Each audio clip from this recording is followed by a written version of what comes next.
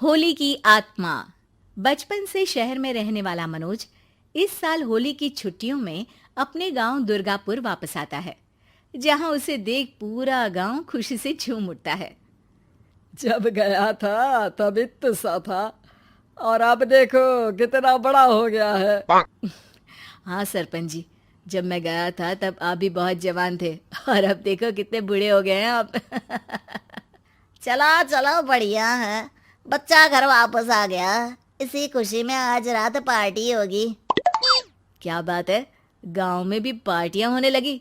वैसे अगर पार्टी की बात है तो आज क्यों सीधा होली पार्टी करते हैं।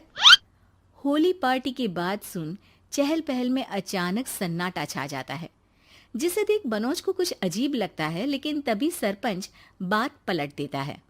अब बहुत देर हो गई, चलो सब अपने घर चलो, पार्टी के बारे में कल सोचेंगे। मनोज भी मम्मी पापा के साथ घर आ जाता है, पर होली पार्टी और उस पर पूरे गांव की खामोशी वाली बात अभी तक उसके जहन से निकलती नहीं। पापा, होली पार्टी की बात पर सब चुप क्यों हो गए थे? अरे होगी उनकी कोई अपनी बात। मुझे गांव की पंचायती थोड़ी पता है। थक गया हूँ, चलो सो जाते हैं, कल बात करते हैं। पापा की बात मानते हुए मनोज भी सोने चला जाता है। आज तो छुपा लिया, लेकिन हफ्ते बाद जब होली का दिन आएगा तब इसे कैसे रोकोगे?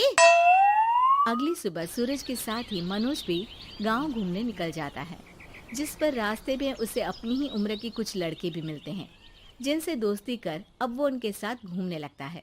इसी तरह कुछ दिन बीत जाते हैं और होली नजदीक आने लगती है। दोस्तों, होली में 4 दिन ही बचे हैं, पर गांव में उसकी कोई तैयारियां क्यों नहीं दिख रही? क्योंकि यहाँ होली नहीं मनाई जाती। अरे पर ऐसा क्यों?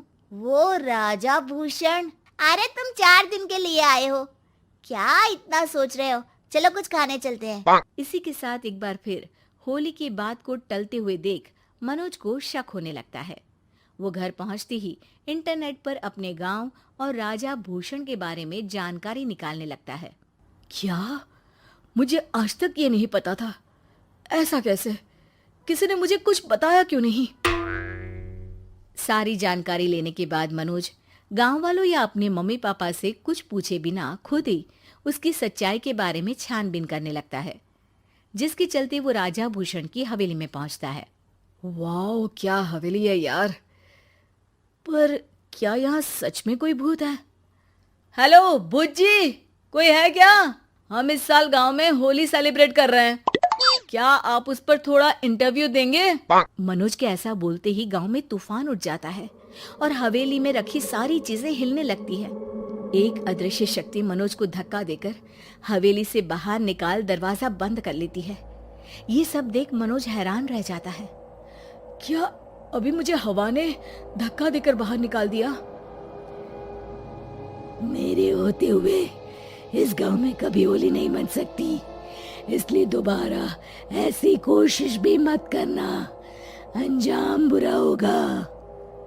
आवाज सुन मनोज हैरानी से इधर उधर देखने लगता है, पर उसे कोई दिखाई नहीं देता।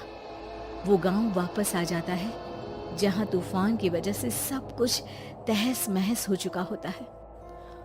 आखिर ये तूफान आया कैसे? ना ऐसा कोई मौसम था और ना ही हमने होली का त्योहार मनाने की बात की थी। सरपंच की बात पर कोई रिएक्शन दिए बिना मनोज चुपचाप अपने घर चला जाता है। इस तरह देखते ही देखते होली का दिन भी आ जाता है और मनोज रंग लेकर गांव में निकल जाता है, लेकिन गांव पूरी तरह खाली होता है। अरे त्योहार का दिन है, धूमधाम की जगह मातम क्यों मनाया हुआ है? मनोज की आवाज सुन सब अपने घर की खिड़कियां खोल के घर के अंदर से ही उसे वापस जाने के लिए कहने लगते हैं, पर वो किसी की नहीं सुनता। तुझे पहले भी समझाया था, अगर होली खेलने की कोशिश भी की तो अच्छा नहीं होगा। अरे बात मान लो बेटा, तुम्हें सच नहीं पता। मुझे सब पता है। सालों पहले इस राजा ने एक अंधविश्वास फैलाया और आप लोग आज तक उसे मानते आ रहे हो। अरे बेटा, जब तुम पैदा भी नहीं हुए थे उससे भी बहुत पहले से इस गांव पर होली का श्राप है। अगर गांव में होली का त्योहार मनाया जाता है तो प्रलय आना पक्की बात होती है। राजा भूषण इस सब में नहीं मानते थे और त्योहार मनाने लगे, जिसके चलते होली वाले ही दिन पहले उनके बेटे की और फिर उनकी मृत्यु हो गई। तभी से गांव की रक्षा के लिए उनकी आत्मा उस हवेली में रह रही है। सबकी बातें सुन मनोज उलझन में पड़ जाता है। सोचना भी मत मनोज, अगर तुमने इस परंपरा को तोड़ने की कोशिश भी की तो उसका परिणाम इस गांव और गांव के लोगों के लिए अच्छा नहीं होगा। मुझे भी यकीन नहीं हो रहा कि आप लोग एक बेतुकी बात को मानकर सालों से रंगों के त्योहार को मातम की तरह मनाते आ रहे हो।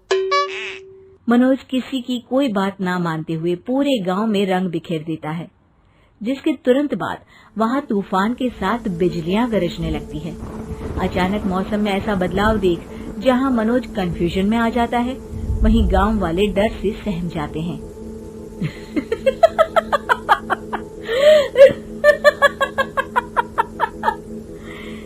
इस लड़के ने हमारे जैसे सिर्फ अपने स्वार्थ के लिए नहीं बल्कि पूरे गांव की खुशियों के लिए यहाँ होली मनाई है, जिस वजह से अब इस गांव पर होली का श्राप टूटता है।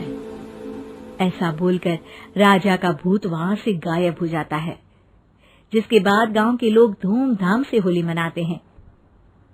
खुशियों के रंग गांव में बिखरे ही होते हैं कि अगली सुबह अचानक मनोज कहीं गायब हो जाता है और एक बार फिर गांव में होली का नया राज शुरू हो जाता है।